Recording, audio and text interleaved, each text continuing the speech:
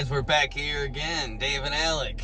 Now, been a while actually. Where am I? Yeah, I know. You just kind of like sparkled in here out of nowhere. What I know. is this place? I was sitting here about to do a review myself, and then you just came in. I'm like, all right, guess it's Alec coming in.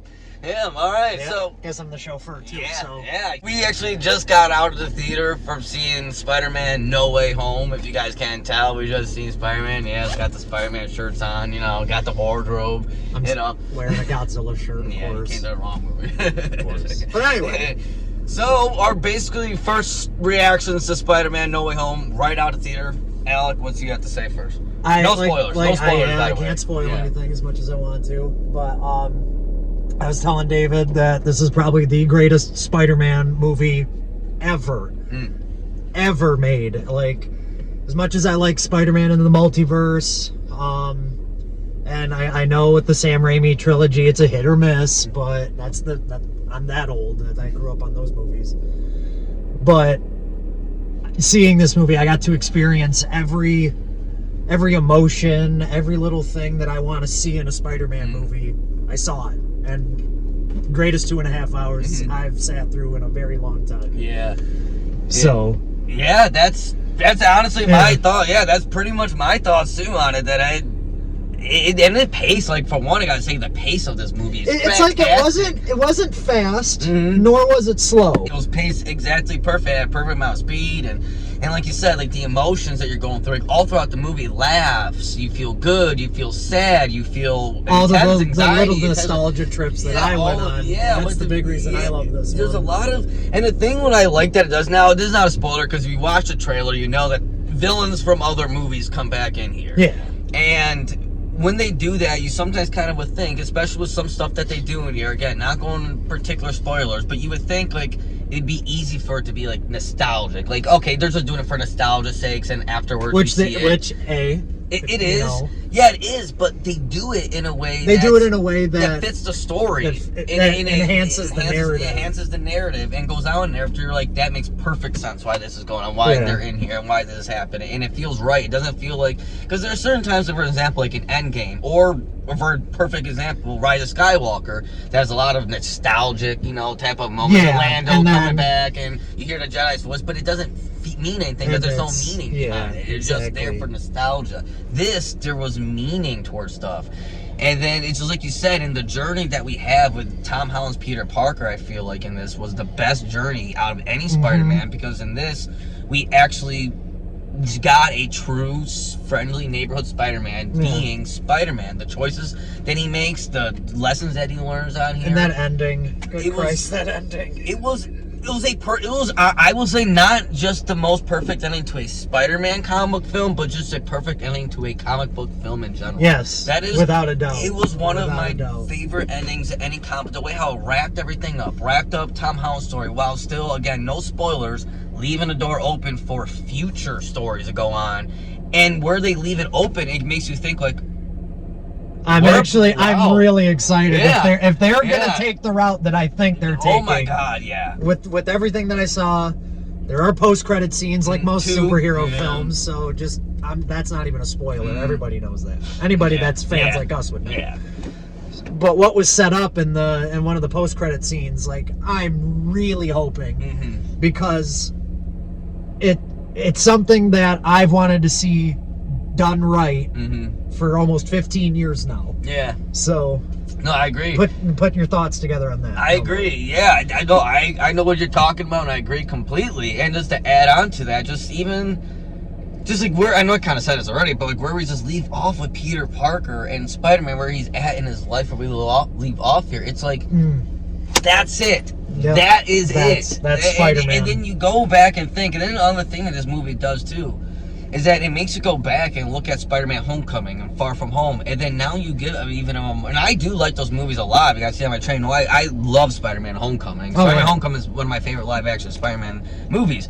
But this movie even now intensifies those, because now you look back on those movies and you're like, I get it, and I get what they were doing. I get what they were. There was a story. Unlike the sequel trilogy, there was an actual plan in place for this Peter Parker that they want to go. And now we're at the third one. Now we're like, I see where you guys were going with this. I like it. I'm with you. And even down to the relationships that he has with the characters, with like MJ and Ned, and even other people that we see come up. It was like, oh my God, like, how were you able to perfect this? Yes. Like, how? Like, it's almost there was impossible nothing how wrong. they There was perfect nothing this. wrong with this movie. I tried finding something. I couldn't. I really couldn't. I don't know. I mean, I guess if anything find wrong, maybe some little tiny little nitpicks that you can find in any movie. Shut up about I know. that, Well, yeah. I mean, like, just the little things. yeah, they can find it like in any movie. And then other than that, though, it was structured like a perfectly good movie. And it's great to think, because you and I were talking about it before we got here. This is like the first time, or maybe not the first time in a Marvel movie, but this wasn't from a comic book. Yeah. This is literally written script for script. Yeah, for script. Like, this it was just written for script. Yeah. And no prior like connection with a comic book. No Yeah. prior connection with any kind of multimedia. I mean, you do got the Clone Saga, but that is nothing. It's completely different. Yeah. So that's story, like for a superhero movie, for a Marvel movie that is not based off of a comic book. It's wonderful. It feels like you're reading a Spider-Man. Yeah, I was even telling you, like those. It was literally like this could be the perfect comic book. Yeah, too. Spider-Man comic, first Spider-Man story comic book. And it's like there were certain scenes where you were seeing New York City, and again, these aren't spoilers at all, but you were seeing New York City, and like it's just the way how the way they laid it out, and the lights, it's like all yellow and stuff. And I was like, oh, that's just like. I kind of got what I got a hint out of was you remember the intro to the old '90s Spider-Man cartoon? Yep, that's what the way that they like did the artist like did the lighting and like the way that it was panned out in the cartoon when Peter would swing. Like that's what I saw. I was like, holy crap, that was a nice little trip too. Yep. It was really like that a lot. I loved that. I found it was funny because it's like I found while watching, I found all these little tidbits from like everything Spider-Man that I can think of. So like the '90s cartoon, obviously the the Sam Raimi trilogy, the Amazing Spider-Man concept. Like it wasn't just because they took inspiration from every aspect of Spider-Man in this, and they made and then not even just the movies, not even the movies too. Well, like you said, the cartoons, the comic books, the other kinds, even the video game. Like there was the video games, like where they lived off them at the ending. A little. Okay, I don't want to spoil it too much. That might make it a little bit too spoilery here. But all I say is that if you like the Spider-Man video game, the new PS4, then I think you will love this. Then you will love what they do with this Spider-Man. You have to go see it. If you like that Spider-Man game for the PlayStation, you will love what they do. You need to see this movie. They take all, and then the thing is too is like it's so hard to say stuff without spoiling. But the stuff, some surprises that come in this movie. Because it's obvious a Marvel movie, you're gonna get some surprises. There's some surprises, but some stuff that they do in here, it just melds and it fits perfectly to where you would think that okay, this might not fit, but it fits. It fits. It works, and it just all of it works. It just works, and it's just damn. This is like you said on an emotional level, on a Spider-Man fan level. Like it's like the emotions are there. And then for the dedicated Spider-Man fans, this movie was really made for them. It was. I really feel like, granted, that we have the whole general population, and then we talked about how this is probably the movie that's bringing people back. Like, obviously, because I'm the Sam Raimi trilogy kid. 2002 to 2007, that was 8 years old to, like, 14-year-old me. See, I grew up on a Sam Raimi trilogy, too. Yeah. So, like, having that generation come back, because this movie probably appeals to that generation and that audience as well. But for like the hardcore dedicated Spider-Man fans, this movie I believe it was made for them. It was made for people like us. Yeah, hardcore dedicated fans that love all these different aspects. Because they bring the good aspects of every single version of Spider-Man. Like you said, not just in movies, but in video games and cartoons and comic books. And they bring it in here. And Tom Holland. Oh, Tom Holland. Oh my God. As much as I love Toby and as much as I love Andrew Garfield, he is the Spider-Man. He is the Spider-Man. He is the Peter Parker. Like I was telling you, there was this one shot in the movie where I looked and I pointed, I was like, that shot right there is Spider-Man. That's Spider-Man. That shot right there is Spider-Man. And he wasn't even talking. The thing I loved about that shot, he wasn't even talking in that scene. It was just his face. And it was like, that is Spider-Man right there. Tom Holland, and I feel like even if some people that weren't a fan of Tom Holland Spider-Man at first, I always, like he was my guy to Spider-Man. I know, again, I grew up on the Tobey Spider-Man, and I love, and I do have a very good appreciation for the Amazing Spider-Mans and Andrew Garfield. I think Andrew Garfield is underrated. It's like I couldn't think of how they could have done this movie better. Like I feel like they really stuck the landing. And John Watts, I mean, you know, everyone with Marvel, everyone gets credit to, you know, Kevin Feige, dutifully so, and all that. But John Watts is a director of this movie. He directed Homecoming, Far From Home, and he's the first. And keep in mind, he's the first director to direct. No, actually, I take that back because Sam Raimi directed Spider-Man 3. So, okay, one thing. He is the first MCU director to direct all three of the Spider-Man movies. All three of his movies. All three of his, you know, his movies. The first MCU, the dude has Fantastic Four, and all I can say is, and like you and I talked about that, because that, unfortunately,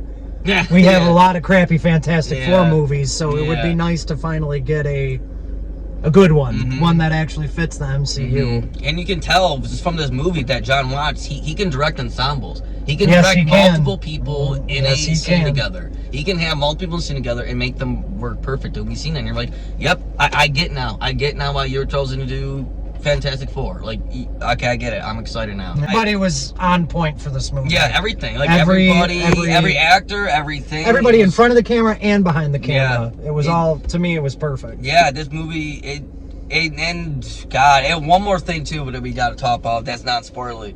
Willem Dafoe's Green Goblin. Oh my God, that was the big reason I even came to this movie. Yeah, because I'm a diehard fan of Willem Dafoe. I love Willem Dafoe. And him in Spider-Man was my first real experience into like knowing him as an actor, because it was that performance. And then as I got older, I started watching all of his older stuff, and obviously the stuff that was coming out as I grew up. But seeing him back in the suit, and then the upgrade, I'm only going to say the upgrade that he got in this movie was like, oh, it was perfect. It was perfect. It was the perfect Green Goblin. I was telling you, even before this movie came out, before we even had a trailer for this, I was telling you what my envision of a Green Goblin would be. And it would be Willem Dafoe, but in this certain way. Yeah. And they literally did that. They did it. And it was perfect. It's like they bugged your house and they're like, all right, we're going to steal this kid's idea. Exactly. They literally did. I'm like, yes, you guys did it. And it was so perfect. It was so good. And even Alfred Miller, all the villains, I think, and that's another thing too, it's so weird when you go and look at Spider-Man 3 and you see how that movie had way too much villains and it was way too much stuff. It was all forced together and... But it just would come undone at the seams. Exactly. It's like they did the exact same thing, but somehow it worked. But they did it right, because they did it right, and they knew how to, because they did it right. And it was like, wow, each villain had their own moments, had their own time, and each villain they took the best of those villains in the movie. Even Electro, even Jamie Foxx's Electro, they took the best of them. You want to talk about an upgrade? Oh my God! You want to talk about an upgrade? Yes. My boy Jamie Foxx. My boy Jamie Foxx got his own upgrade, man. Yeah. Everybody was on point. It was great. I can't find one bad thing, not even one. And as much as him and I are skeptics, I'm hard. I'm the dude that's hard on Spider-Man 2. I'm the dude that's hard on Spider-Man 2, and I'm going around saying that that's something. This is good. This is my favorite Spider-Man movie. I gotta say, it is mine. It is mine without a doubt. Hands down. So that's pretty much our review, guys. That's our non-spoiler review of the Spider-Man No Way Home. Now guys. I've got to go back into my universe. Well, no, I'm not going to say anything. That's a spoiler. I'm not going to say anything, but it does just remind me of a scene. We'll talk about it after. Yeah, we'll talk about it. All right, guys. Peace out. And remember, peace. There's no way home for anyone.